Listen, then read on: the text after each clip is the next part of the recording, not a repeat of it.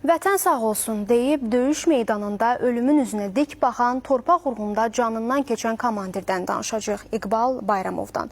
Zirvə ləqəbli komandirin şəhidlik zirvəsinə ucalmasından artıq 5 il ötür, xatirəsi isə daim yaşayacaq.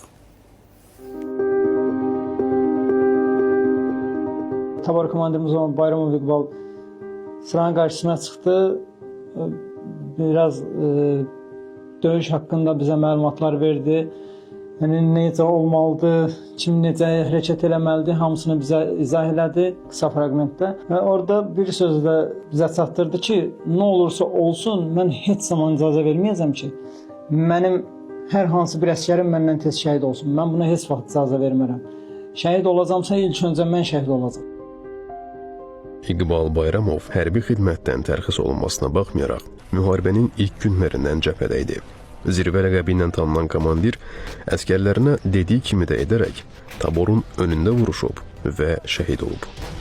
3 oktyabrda biz artıq Ensali hərbi hissədən Lələtəpə istiqamətində hərəkətə başladıq. Bizim istiqamətimiz Cəbrayıl Şürbəyli kəndi dairəsi oldu. Mənim qucağımda şəhid oldu. Son sözü Allah oldu.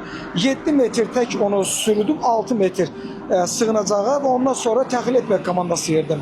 Və mən yuxarı komandanlığa məruzə etdim ki, artıq zirvə yoxdur. Sən demə, bu vuruşurmuş, bu daim vuruşdaymış, bizdən bunu gizlədirmiş. Səsi batmışdı bir günləri, yəni ki, ikisi idi mi ya biri idi, ikisi idi beləci. Gördüm səsi batıb, dedim oğlum səsin batıb, bir deyəsən çox. Dedi, uşaqlarla məşq edirik ya. Ayın 5-də Çifayda xəbəri bizə verdilər.